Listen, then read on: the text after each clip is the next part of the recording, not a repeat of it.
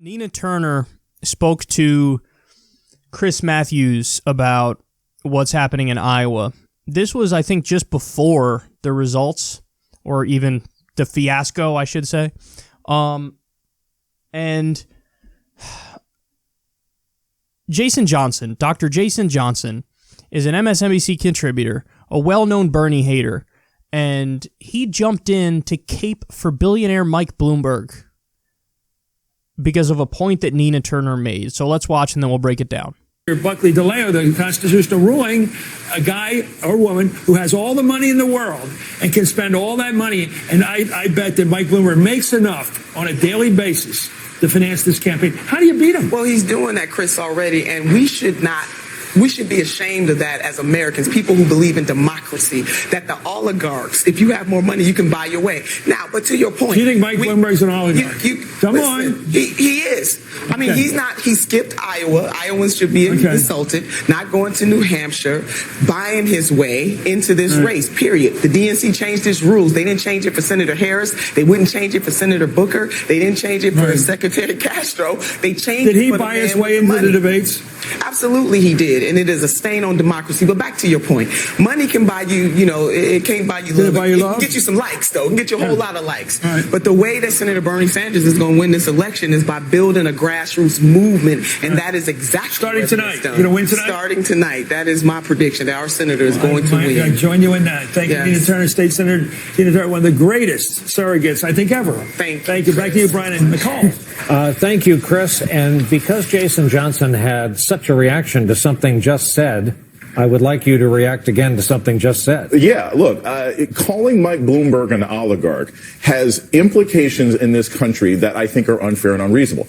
I disagree with a lot of things Mike Bloomberg has done as a mayor. But oligarchy, in our particular terminology, it makes you think of some rich person who got their money off of oil in Russia, who's taking advantage of a broken and dysfunctional system.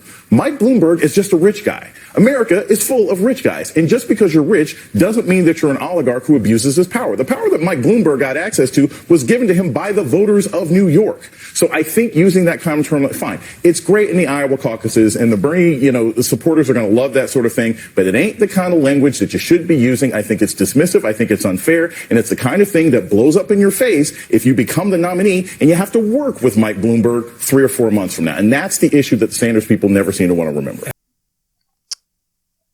We don't want to work with Mike Bloomberg. We want to tax him.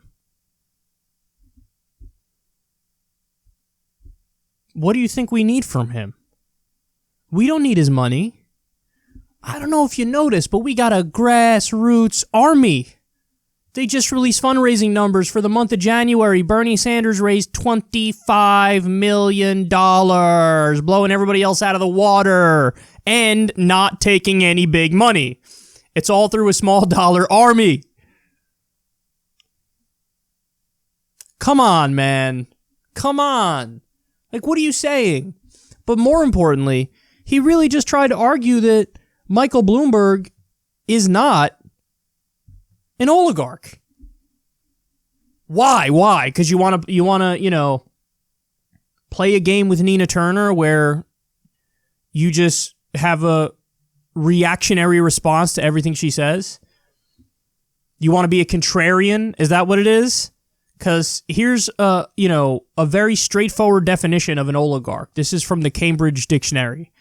One of a small group of powerful people who control a country or an industry. Would you say that Mike Bloomberg is one of a small group of powerful people who control a country or an industry? I certainly would. And in fact, we'll get to a story later. You can actually put the blame at the feet of Mike Bloomberg for Republicans winning the Senate. I'm not kidding. In a very crucial race that could have handed control of the Senate over to Democrats, he gave millions of dollars to a Republican, and that Republican ended up winning by 1.5 points. Is that an oligarch? Is that an oligarch? A guy who bought his way into being New York City mayor and then scrapped the term rules because he wanted to? Is that an oligarch? Is it an oligarch when, this billionaire has his own media apparatus and then runs for president? Is that an oligarch? Is that an oligarch? I mean, why are you being so silly? Of course he's a powerful person, and he's part of a small group of powerful people who control, in this case, industries and a country. He's trying to buy his way. I said this is a case study in just how far money alone can take you in an election. And the reason behind that is his personality is that of watching paint dry. There's no personality there. His ideology is not popular because I've gone, through the list with you guys before, but this is a guy who vetoed a minimum wage increase. Regular people don't agree with that. Banned the big gulp drinks. Regular people don't agree with that. He's for TPP and all the outsourcing deals. Regular people don't agree with that. So his ideology is not popular.